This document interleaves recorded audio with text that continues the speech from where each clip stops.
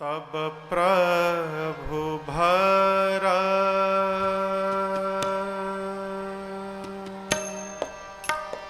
द्वाज पहीं आए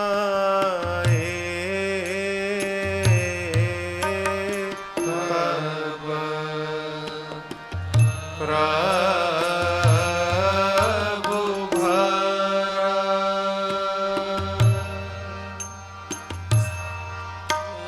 द्वाज पहीं आए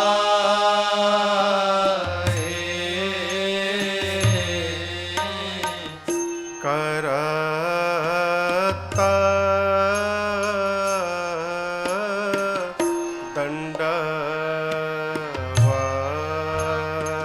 दंडवत मुनि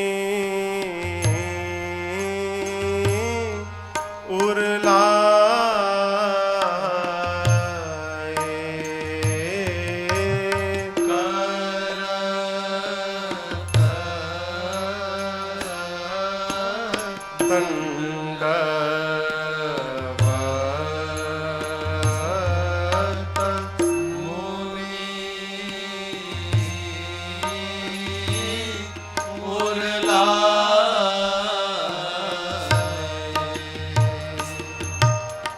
मुनि मान मोद न कछु कही जाई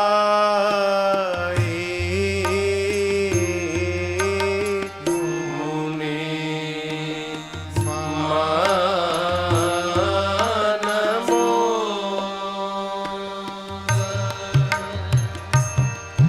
न कछु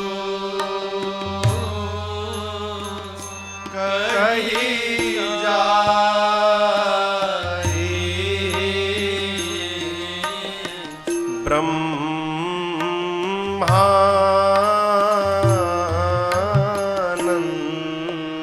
ब्रह्मानंद राशि जन पाई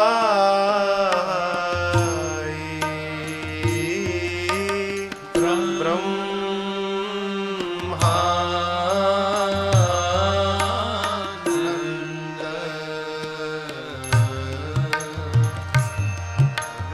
राशि जन पाई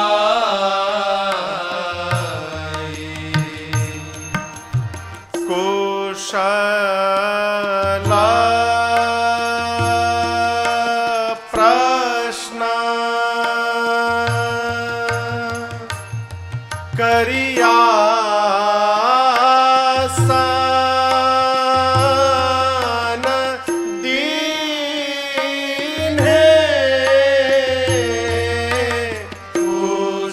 कुशल प्रश्न करिया सन दीन्हे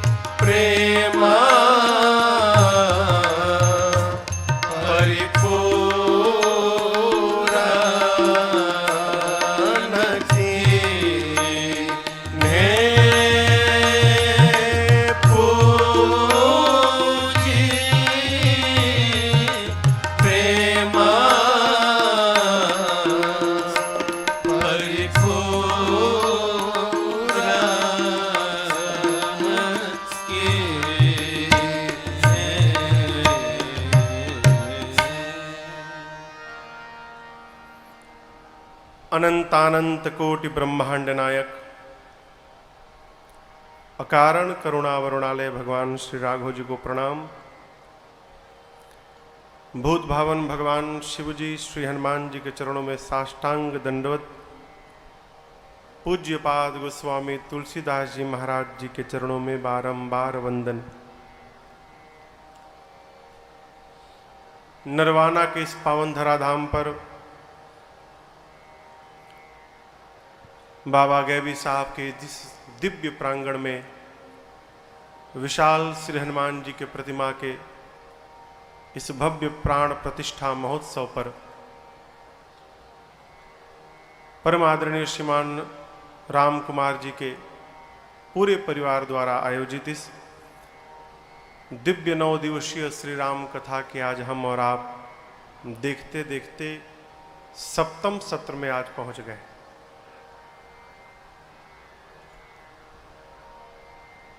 आज के सत्र के दैनिक यजमान के रूप में बड़े भैया श्रीमान नरेश गोयल जी सपरिवार व्यासपीठ का पूजन किए।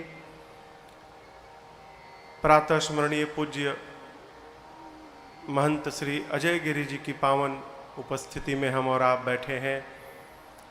आसपास दूर से आए आप समस्त कथा के रसिक श्रोता बंधु माताएं बहनें, हमारी अपनी ये बाल मंडली, आज कुछ निमी प्रेमी हमारे पुराने करनाल से भी सपरिवार यहाँ पर आए हैं। आपका भी हार्दिक स्वागत अभिनंदन है। कल की कथा में हमने और आपने श्रवण किया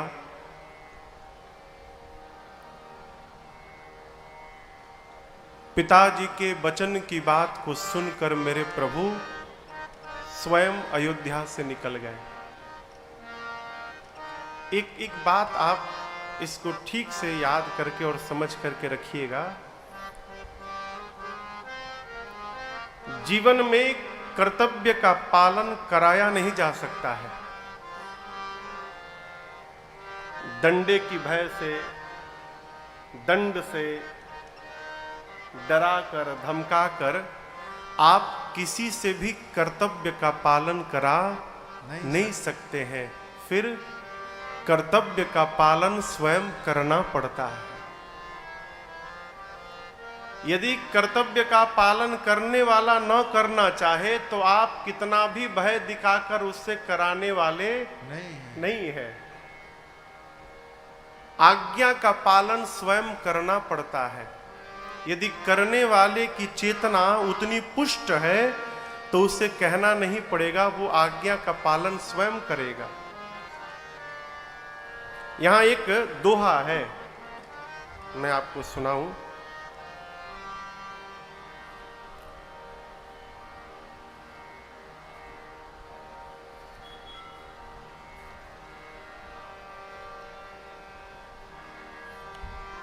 भगवान श्री राम ने सुना कि मेरी मां कैकेयी ने पिताजी से 2 वरदान मांगे हैं, भरत के लिए राज सत्ता और मेरे लिए 14 वर्ष का वनवास। इस बात को सुनकर मेरे राम जी कितने आनंद में आए, आप कल्पना नहीं कर सकते हैं। यहां पूज्यपाद गोस्वामी तुलसीदास जी कहते हैं, नवगयंद रघुबीर मन राज अलान समान, छूटी जानी बन गवन सुनी उर आनंद अधिकार। गयंद का अर्थ होता है हाथी। गयंद का क्या अर्थ है? हाथी। नवगयंद रघुबीर मन, नवगयंद यानी अभी नवजात हाथी का बच्चा है, छोटा हाथी का बच्चा है, नया हाथी का बच्चा है। नवगयंद रघुबीर मन, राम जी का मन जो है वो एक छोटे से हाथी के बच्चे के समान है। और ये जो राज सत्ता है, राज अलान समान, और ये जो राज सत्ता है वो अग्नि के समान है। जंगल में आग लगने के बाद हाथी भागना प्रारंभ करता है। राम जी का मन हाथी का बच्चा है। जिस राज सत्ता को देने की बात कही जा रही है वो राज सत्ता राम जी के हाथी रूपी मन के लिए अग्नि के समान है। भगवान ने सुना, छूटी जानी बन गवन सुनी उर आनंद अधिका। राम जी सुने कि मुझे इस राज सत्ता को छोड़कर अब वन में जाना है। जिस प्रकार अग्नि से दूर जाने के बाद उस हाथी को आनंद प्राप्त होता है, वही आनंद अयोध्या से वन जाने में मेरे राम जी को प्राप्त हुआ। अब क्यों प्राप्त हुआ? जीवन में जिसको पूरे समाज के लिए कोई मर्यादा स्थापित करनी हो, कोई उदाहरण बनना हो, उसे अपने घर का त्याग करना ही पड़ता है। घर कहे तो मोह का त्याग करना पड़ता है। घर में बैठकर हम चाहे आप श्रेष्ठ व्यवहार से पूरे जगत को लाभान्वित करने वाले नहीं है, उसके लिए बाहर निकलना ही पड़ेगा। है? राम जी को कोई कष्ट नहीं है। प्रभु मैया और भैया को लेकर आगे बढ़े। कल की कथा में आपने श्रवण किया, राम जी केवट जी को अपनी भक्ति देकर विदा किए हैं और चलते चलते प्रभु तीर्थराज प्रयाग में पहुंचे हैं। पहले दिन की कथा में मैंने आपसे ये बात निवेदन की थी, इसी तीर्थराज प्रयाग जी में भरद्वाज ऋषि बैठे हैं। जिन भरद्वाज जी ने याज्ञवल्क जी से प्रश्न किया था कि राम कौन है, और इस प्रश्न के उत्तर में ये कथा चल रही है। जिन भरद्वाज जी ने राम जी के विषय में प्रश्न किया था, उन्हीं भरद्वाज जी के आश्रम में मेरे राम जी पहुंचे हैं। तब प्रभु भरद्वाज पहीं आए। राम जी भरद्वाज जी के पास आए, जाकर क्या किए? करत दंडवत मुनि उरलाए। प्रभु ने जाकर भरद्वाज जी को दंडवत किया है। भरद्वाज जी ने उठाकर राम जी को अपने हृदय से लगाया। मानो जन्म जन्म की किए गए मजदूरी का फल आज ब्रह्मा जी ने दे दिया है। भरद्वाज जी को भगवान का दर्शन प्राप्त हो गया। आश्रम में लेकर आए हैं, दिव्य एक आसन पर राम जी को पधराया है, बिठाया है, कुशल क्षेम पूछा है।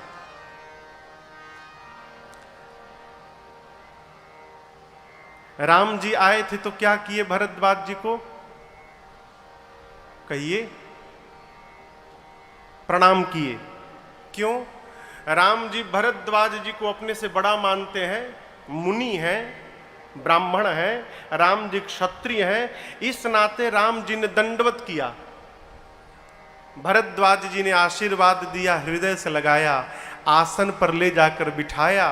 भरद्वाज जी बोले, प्रभु मानव स्वरूप में आप आए हैं तो आपने अपनी वाली कर ली, लेकिन ऐसा नहीं है कि मैं आपको नहीं जानता हूं, मैं आपको जानता हूं, अब मुझे अपनी वाली कर लेने दीजिए। तो आप दर्शन करिए, भरद्वाज जी को राम जी ने प्रणाम किया। अब राम जी को बिठाने के बाद भरद्वाज जी पूजी प्रेम परे पूरन भरद्वाज जी राम जी की पूजा करते हैं। ये प्रसंग कहता है माई बाप, जीवन में कुछ भी प्राप्त हो जाए हमको अपने धरातल को स्मरण में रखना चाहिए। चिड़िया कितनी भी छलांग मार ले हो, कितनी भी ऊंचाई तय कर ले, लेकिन यदि उसे विश्राम करना होगा ना तो लौट कर वापस धरती पर ही आना पड़ेगा। आकाश में विश्राम मिलने वाला नहीं है। उसी प्रकार जिस मनुष्य को अपने धरातल का पता रहेगा उसके जीवन में कभी थकान होने वाला नहीं। धरातल का विस्मरण ना हो, हमारी पृष्ठभूमि क्या है। ये नहीं कि भरद्वाज जी को राम जी ने प्रणाम किया तो भरद्वाज जी आनंद में आ गए, अब क्या भगवाने हमको प्रणाम कर रहे हैं, हमसे बड़ा अब कौन है संसार में। ऐसा नहीं, भरद्वाज जी ने राम जी की पूजा की। पूजन के बाद कंद मूल फल ला कर दिया है, भगवान प्रसाद पाने लगे। अब भरद्वाज जी ने हाथ जोड़ ली। ये बड़ी अद्भुत बात भरद्वाज जी ने कही।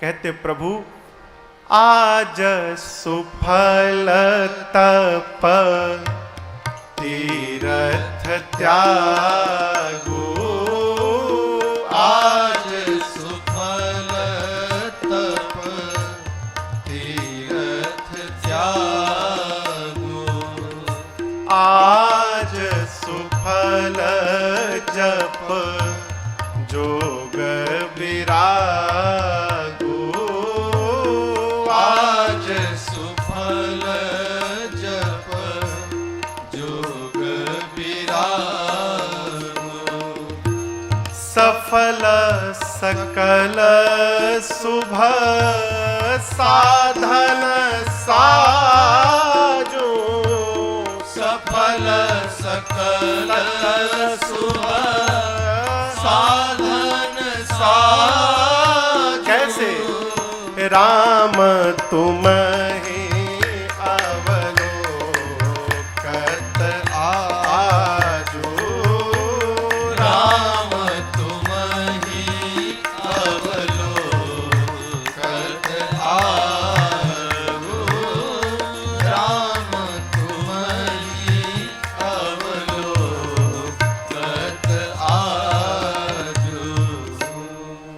भगवान को सामने बिठाकर भरद्वाज जी हाथ जोड़कर कहते प्रभु आज सुफल, आज मेरा सफल हो गया क्या? तप और तीरथ संसार का त्यागो, आज सुफल जप जोग विरागो। कहते प्रभु आज तक मैंने जितना जप किया, आज तक जितना मैंने तप किया, जो मैंने तीर्थ में वास किया, संसार का त्याग किया, मेरे जीवन के जितने सुंदर सुंदर साधन थे राम जी आज सबके सब सफल हो गए।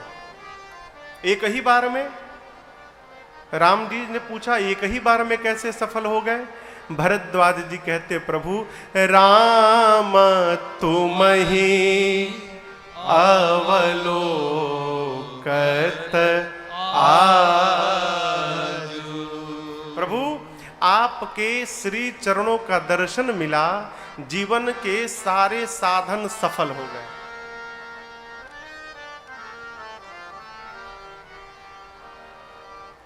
कल मैं कथा से जब जाने लगा तो बहू रानी ने मेरे से प्रश्न किया, महाराज जी क्या चर्चा होने लगी कि कोरोना कितना व्यापक स्वरूप पकड़ते जा रहा है, तो बहू रानी ने कहा महाराज जी फिर ये पूजा पाठ का क्या लाभ है? यही प्रश्न था ना कि जब कोरोना इतना बढ़ते जा रहा है, लोग जा रहे हैं, तो इस पूजा पाठ का क्या लाभ है? हम पूजा करते हैं, हम भजन करते हैं, इसका मतलब ये नहीं है कि हमको कभी कोई व्याधि नहीं होगी। व्याधि माने बीमारी, रोग, इस भ्रम से बाहर रहिएगा। कलकत्ता में एक बहुत सिद्ध साधक थे, प्रातः स्मरणीय पूज्य स्वामी रामकृष्ण परमहंस जी। इनके बारे में जानती हैं आप? नाम सुना है कभी? कौन है जानती हैं? रामकृष्ण जी स्वामी विवेकानंद जी के गुरु जी थे कलकत्ता में हमारे। कलकत्ता में एक मां काली का मंदिर है, दक्षिणेश्वर काली, आप दर्शन किए होंगे। उसी दक्षिणेश्वर काली मंदिर के वो पुजारी थे, मां की पूजा करते थे।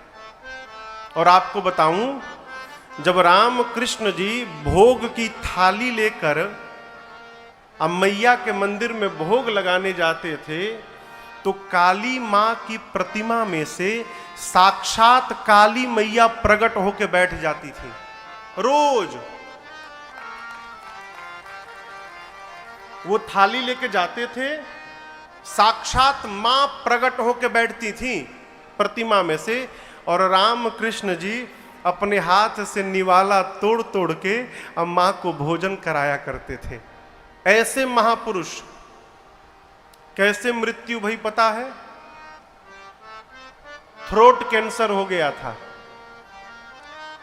गले में कैंसर हो गया उनके। विवेकानंद जी ने कहा, गुरुदेव आप तो मां से बात करते हैं, मां आपको देखती हैं, आप भोजन कराते हैं, मां से कहिए ना, मां के लिए तो मिनटों का काम है, मां आपके गले का कैंसर ठीक कर देगी।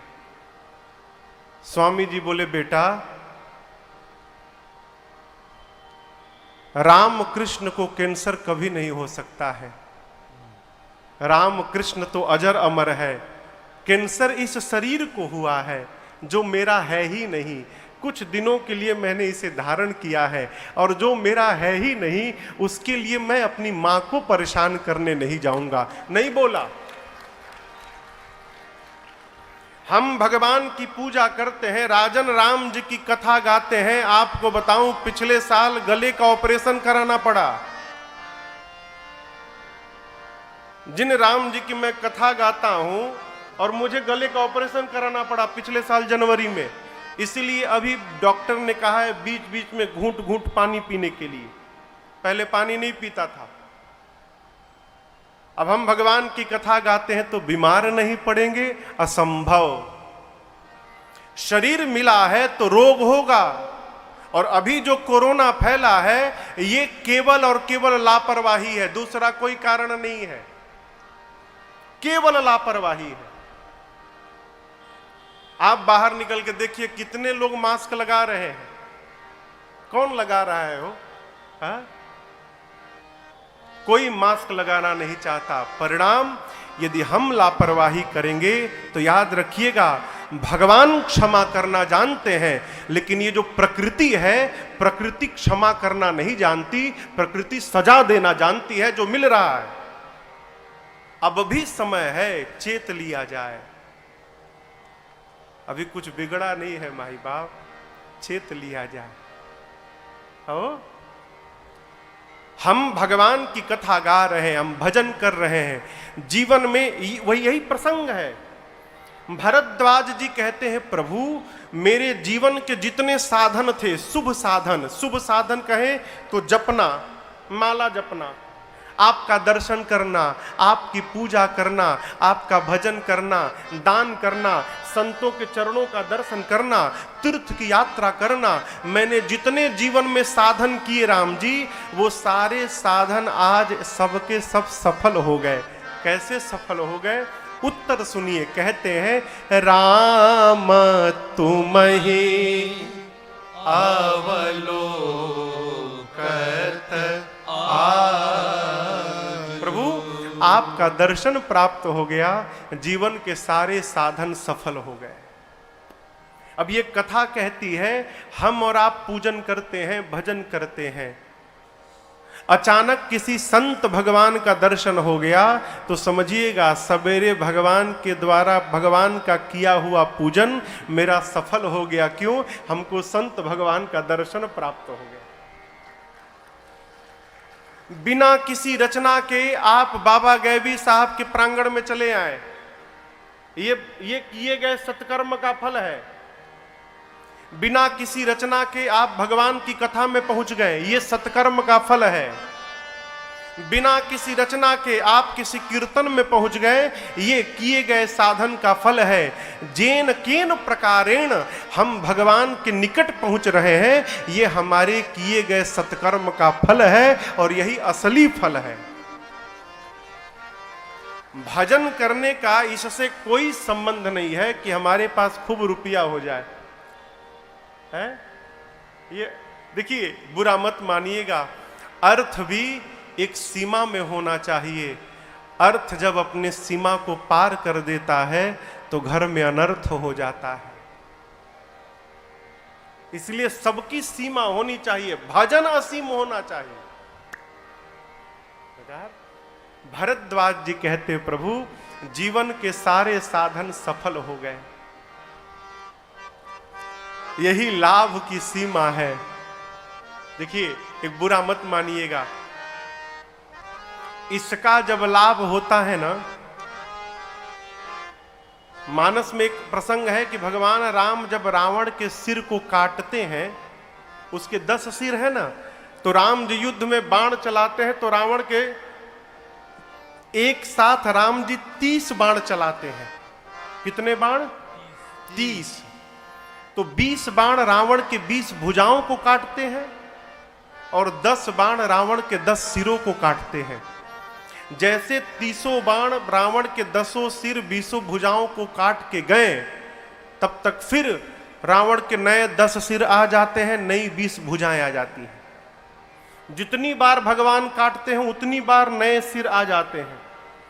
वहां गोस्वामी जी कहते हैं, काटत बढ़हि शीस समुदायी, जिमि प्रति लाभ लोभ अधिकाई। भगवान के काटने के बाद रावण के सिर उसी प्रकार बढ़ रहे हैं जिस प्रकार लाभ के बाद लोभ बढ़ने लगता है। लाभ जब बहुत होने लगे ना, तो उसमें ओ की मात्रा लगने में विलंब नहीं लगता है। हो समझ में बात आ रही है? लाभ में लौ में आ की मात्रा ला और भ, लाभ।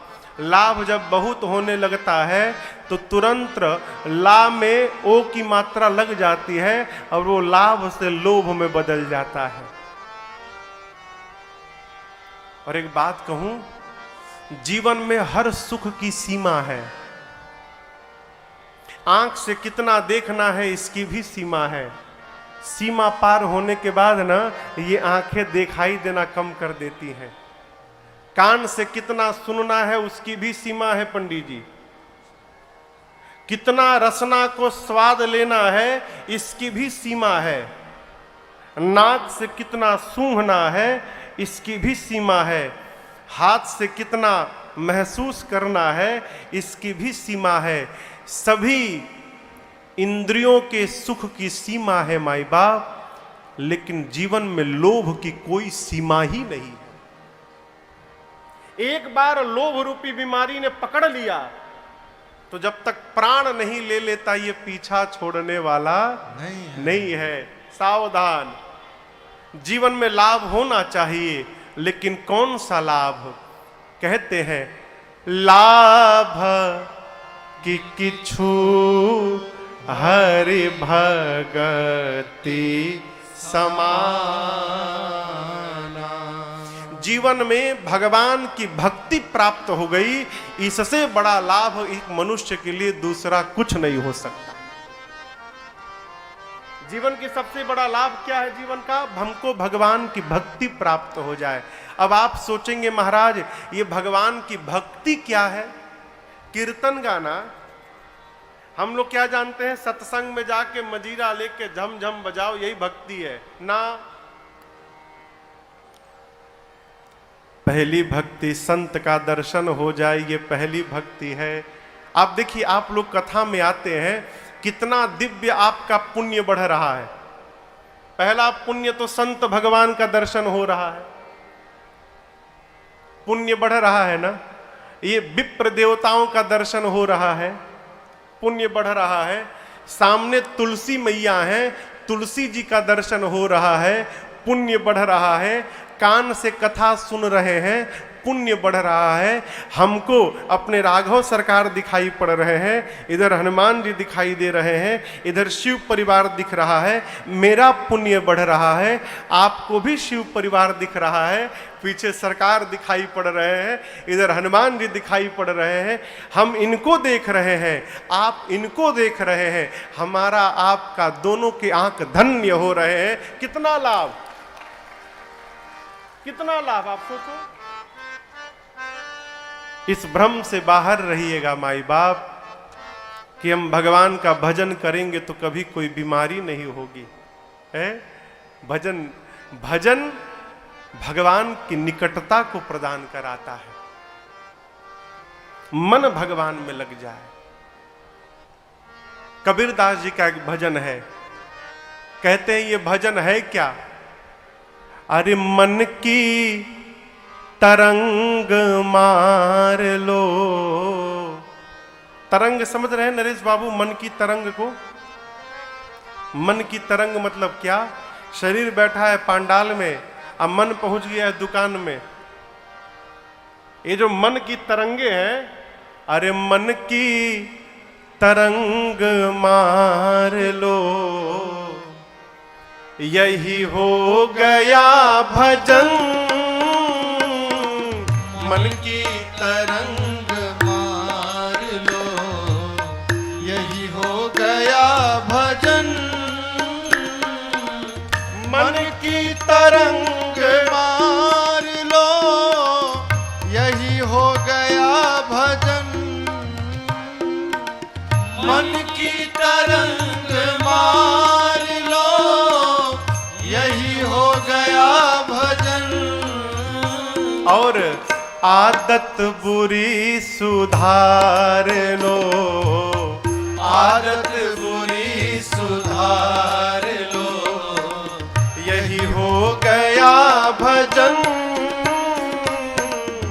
आदत बुरी सुधार लो, यही हो गया भजन। मन की तरंग मार लो, यही हो गया भजन।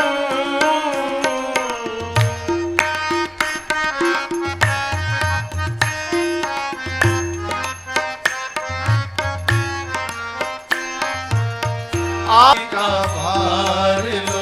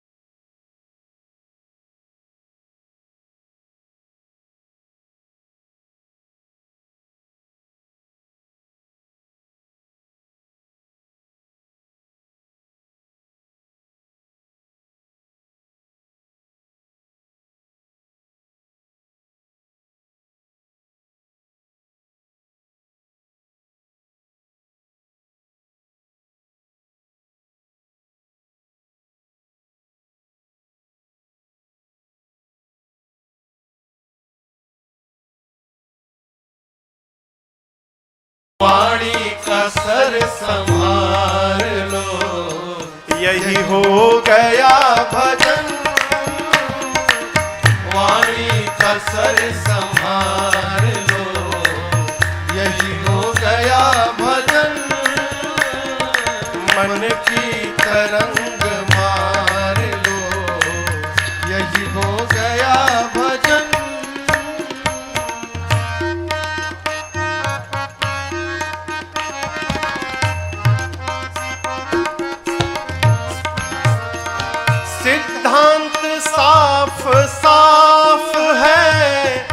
सदगुरु कबीर का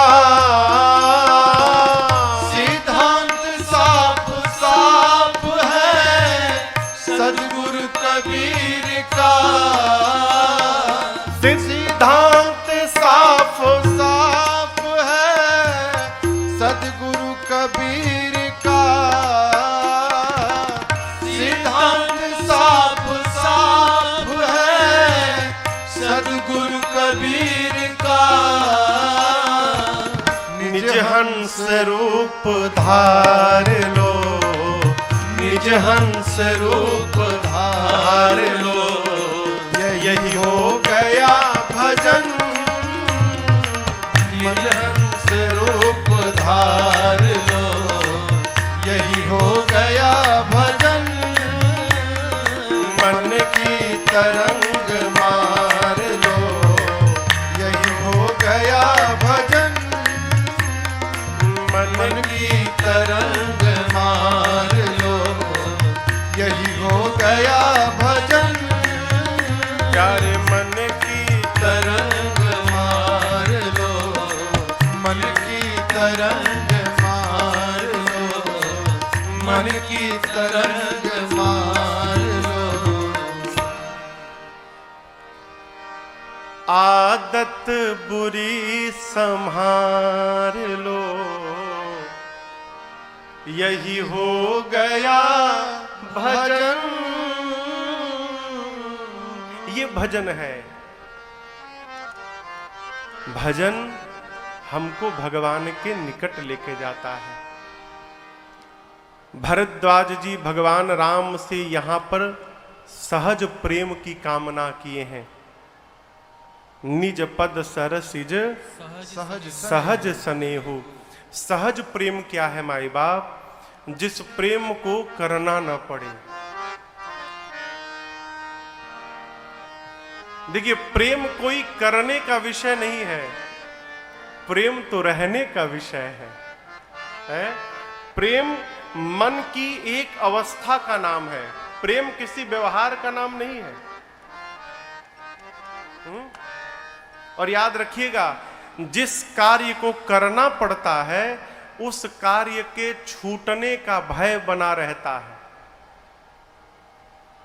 आप में से कितने लोग सांस लेते हैं?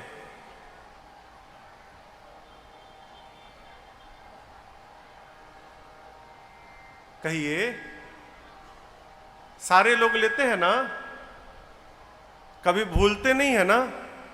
अच्छा, हाँ हाँ, भूलिएगा भी मत। हाँ, स्थिति बहुत खराब है अभी। लेकिन ये बताइए, कभी सोचा है क्या कि चलो 2 घंटा सांस ले लिया जाए? नहीं सोचा ना? कभी सोचा है क्या कि रात को सो जाएंगे तो सांस कौन लेगा? कभी सोचा है? आदमी लड़ता रहे, झगड़ता रहे, मारता रहे, गाता रहे, सोता रहे, खाता रहे, श्वास लेते रहता है और उसे पता भी नहीं चलता कि मैं ले रहा हूं। ये क्या है? सहज अवस्था है। भरद्वाज जी कहते हैं, प्रभु जिस प्रकार जीव श्वास लेता रहता है उसे पता नहीं चलता है, उसी प्रकार नाथ मैं आपको प्रेम करता रहूं और मुझे पता भी न चलता रहे। ये सहज प्रेम मुझे चाहिए। क्यों? पता चल जाने के बाद अभिमान हो जाता है। याद कर रखिएगा, कोई लोग कहते हैं अरे जाओ जाओ, मैं भी देखता हूं कि मेरी तरह तुम्हें कौन चाहता है। जो व्यक्ति ये बात कहता है उससे तुरंत पिंड छुड़ाइए। क्यों? जो प्रेम करता है माई बाप, वो बताता नहीं है कभी। संसार में सबसे अधिक कोई प्रेम करता है तो जानते हैं कौन है? जन्म देने वाली माई। जन्म देने वाली मां से अधिक कोई प्रेम नहीं कर सकता। लेकिन मां जीवन में एक भी बार अपने बेटे से ये नहीं बोलती है कि तू नहीं जानता कि मैं तुझे कितना प्रेम करती हूं। क्यों? वास्तव में जो प्रेम करेगा वो कभी बताएगा नहीं, और जो बता रहा है इसका अर्थ है वो करता नहीं है। भरद्वाज जी राम जी से सहज प्रेम मांगे, प्रभु मुझे सहज प्रेम दीजिए। क्यों? सिद्धांत देते हैं, कर्म बचन मन छाड़ी छल, जब लगी जनना तुम्हार, तब लगे सुख सपने हूँ नहीं किए कोटि उपचार। कहते हैं कर्म से, वचन से और मन से, तीनों प्रकार से जीव जब तक छल छोड़कर आपका नहीं होगा, जब लगी जनन तुम्हार, तब तक वो करोड़ों उपाय कर ले, उस व्यक्ति को जीवन में कभी सुख मिलने वाला नहीं है। बाबू जी इसको ठीक से समझिएगा, जीवन में सुख कब आएगा? जब हम छल छोड़ के भगवान की शरण में रहेंगे मन से, जीवन में सबकी संगत से बचा जाए, सब प्रकार के। कई लोग कहते हैं हमारे तो सब तरह के मित्र हैं, तो आप हैं क्या जोकर? कई लोग कहते हैं कि हमारे सब प्रकार के मित्र हैं, फिर आप क्या हैं? सबका संग भी नहीं। देखिए एक मैं आपको छंद सुनाऊं, किसके संगति से क्या होता है।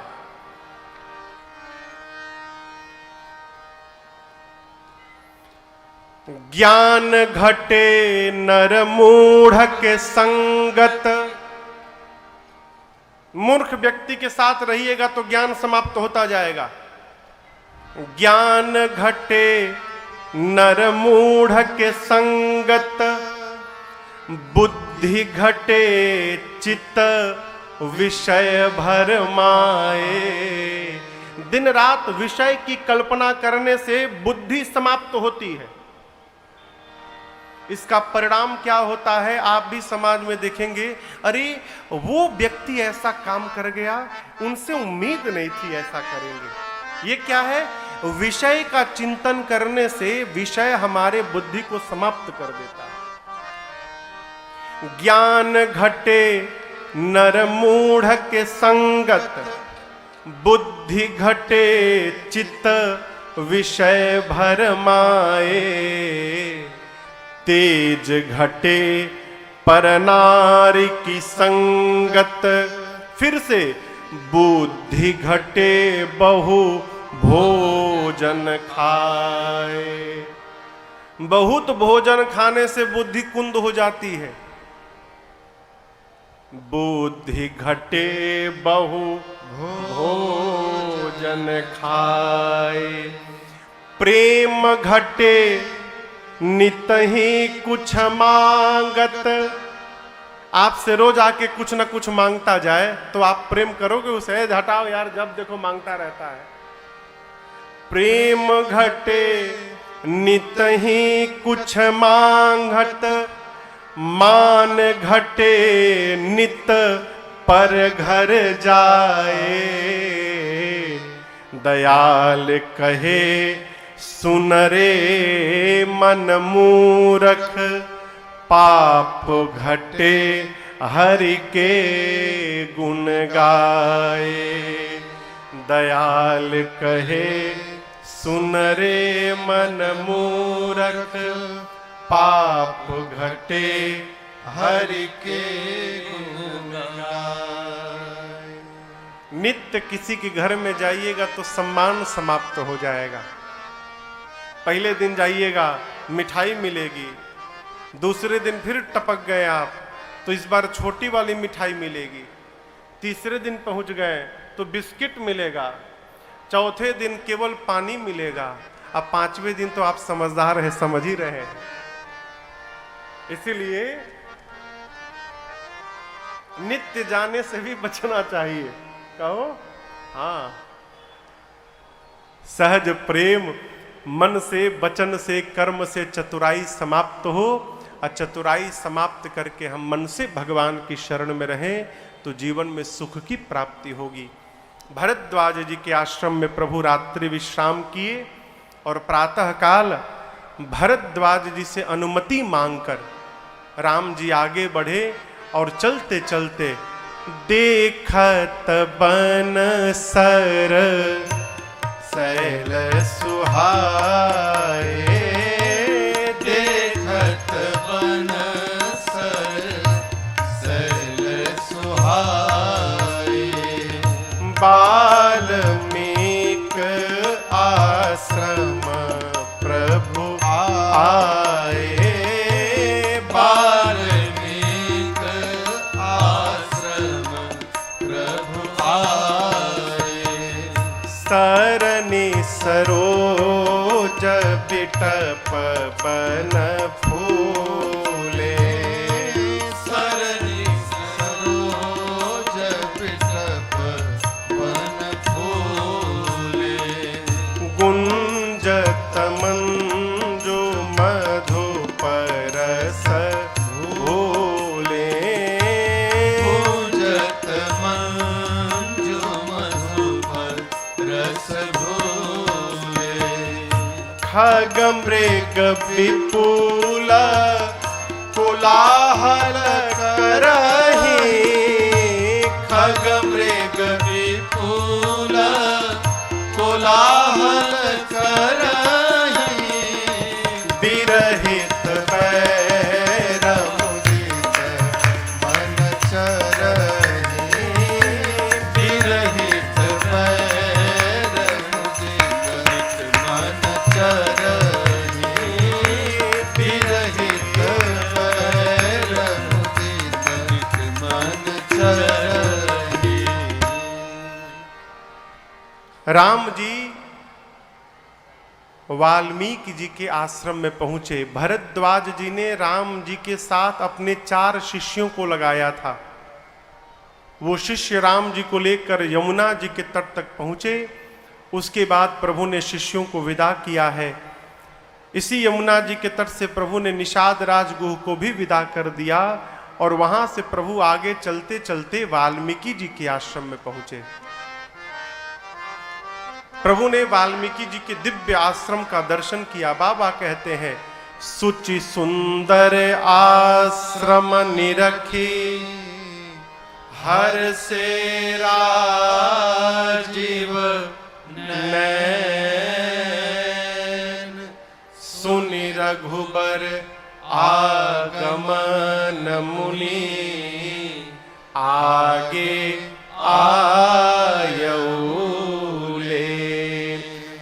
वाल्मीकि जी के दिव्य आश्रम का दर्शन करके प्रभु का मन हर्षित भया। वाल्मीकि जी सुने कि राम जी आए हैं। वाल्मीकि जी आश्रम से बाहर निकले। राम जी ने वाल्मीकि जी को देखा तो प्रभु ने तुरंत दौड़कर, बाबा कहते हैं, ए जी मुनि कहूँ राम दंडवत कीन्हा। मुनि कहूँ राम दंडवत कीन्हा। आशीर्वाद विप्रवर देना। आशीर्वाद विप्रवर देना। आशीर्वाद विप्रवर देना। यहाँ आप दर्शन करिए, जैसे राम जी ने वाल्मीकि जी को देखा, प्रभु ने दौड़कर दंडवत किया। मुनि कहूँ राम दंडवत कीन्हा। तो राम जी ने दंडवत किया तो वाल्मीकि जी ने क्या किया? आशीर्वाद विप्रवर दीन्हा। एक बात याद रखिएगा, विशेष करके छोटे छोटे बच्चे, जीवन में आशीर्वाद दिया नहीं जाता, आशीर्वाद लिया जाता है। आशीर्वाद सरकार कोई देता नहीं है, हमको लेना पड़ता है। बच्चों में बचपन से ये स्वभाव को आप डालिए कि कोई भी श्रेष्ठ दिखाई पड़े तो जाकर प्रणाम करें, और प्रणाम आज के स्टाइल में ना करें। आज कोई चरण नहीं छूता, घुटना पहले छूते थे, चरण छूते थे पहले तो लोग, चरण के बाद थोड़े एडवांस भय तो घुटना छूने लगे। महाराज हम लोग को मिलते लोग घुटना, कोई घुटना छूता, कोई कमर छूता, कमर में ही हाथ लगा के महाराज अब कौन झुके। भाई पांव छूने के लिए तो झुकना पड़ेगा ना, कौन झुके, खड़े खड़े निपटा लो। और अब तो बढ़ाने का भी काम नहीं महाराज हो गया।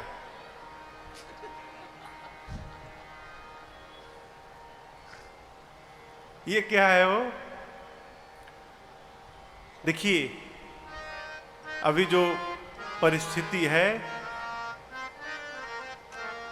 जिस समय जीवन की विपत्ति में कोई संपत्ति काम नहीं आती, आज की स्थिति जो है, आपका कितना भी बड़ा खजाना क्यों ना हो, कितना भी बड़ा सोर्स क्यों ना हो, आज जो परिवेश है इसमें आपके रुपया और आपके सोर्स की कोई गिनती नहीं है। कितना भी जान पहचान हो सब व्यर्थ है।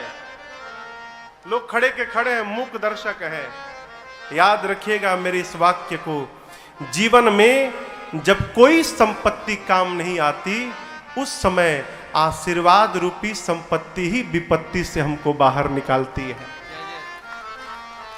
इसलिए ये संपत्ति तो कमाइए आप, लेकिन इसके साथ साथ अपने घर के श्रेष्ठ जनों से आशीर्वाद रूपी संपत्ति से भी अपने अकाउंट को भरते जाइए। क्यों? विपत्ति में यही काम आने वाला है। आप देखिए एक श्लोक है, कहते हैं अभिवादनशीलस्य नित्यं वृद्धोपसेविनः चत्वारि तस्य वर्धन्ते आयुर्विद्या यशो बलम्। कहीं कहीं है चत्वारि संप्रवर्धन्ते, कहीं तस्य वर्धन्ते। कहते हैं अभिवादनशीलस्य, शीलता पूर्वक प्रणाम करना अपने से श्रेष्ठ को, और नित्यम वृद्धोपसेविनः, घर में नित्य वृद्ध जनों की सेवा करना। जो बालक, जो बच्चा, जो मनुष्य ये दो कार्य करते हैं, उनके जीवन में चार वस्तुएं अपने आप बढ़ती हैं। चत्वारि तस्य वर्धन्ते आयुर्विद्या यशो बलम। आयु बढ़ता है, विद्या बढ़ती है, यश कीर्ति बढ़ता है, और उसके शरीर में बल बढ़ता है। ये चार अपने आप बढ़ते हैं। कैसे? यदि हम श्रेष्ठ जनों को प्रणाम करें और घर में श्रेष्ठ जनों की सेवा करें, तो इन दो कार्य से ही ये चारों बढ़ने लगते हैं। मार्कंडेय ऋषि को आप लोग जानते हैं, नाम सुना है? क्या जानते हैं? मार्कंडेय ऋषि अमर है, लेकिन आपको बताऊं, जब जन्म हुआ था तो अल्प आयु लेकर आए थे। उनकी मां ने एक ही बात उनको सिखाई, बेटा जो दिखाई पड़े उसको दंडवत कर लेना, ये नहीं पूछना कौन है आप, प्रणाम करना। मार्कंडेय ऋषि भी जानते थे कि मेरी अल्प आयु है, जो दिखाई पड़े दंडवत करने लगे। एक दिन नारद जी आ रहे थे, मार्कंडेय जी ने दंडवत किया, नारद जी के मुख से निकल गया चिरंजीवी भव। चिरंजीवी यानी अमर हो जाओ। अब मार्कंडेय जी मुस्कुराए, कहे बाबा जी आपका आशीर्वाद झूठा होगा, क्या बोलते हो? हाँ मैं अल्प आयु लेकर आया हूं। अब नारद जी क्या करें, मेरा आशीर्वाद झूठा हो जाएगा। तो कहे काम करो मेरे साथ चलो। उनको लेकर गए ब्रह्मा जी के पास और बोले अपना परिचय मत देना, मैं पीछे खड़ा रहूंगा, जाके तुम प्रणाम करना पहले। मार्कंडेय जी गए, जाकर ब्रह्मा जी को प्रणाम किए। ब्रह्मा जी बोले चिरंजीवी भव। नारद जी बोले अब मैं मुक्त हो गया, अब आप टेंशन समझो, अब मैं मुक्त, अब आप समझो क्या हो गया। बोले ये मार्कंडेय हैं, अल्प आयु लेकर आए हैं, आपने चिरंजीवी भव का आशीर्वाद दे दिया, अब आप जानो, आपका काम जाने। तो वहीं पर ब्रह्मा जी ने उनकी अल्प आयु मिटाकर और उनको अमरत्व प्रदान कर दिया, चिरंजीवी बना दिया। केवल और केवल प्रणाम का परिणाम है। इसलिए मेरे प्रभु का स्वभाव है, राम जी ने वाल्मीकि जी को देखा, परिणाम मुनि कहूं राम दंडवत की। वाल्मीकि जी ने राम जी को आशीर्वाद दिया है।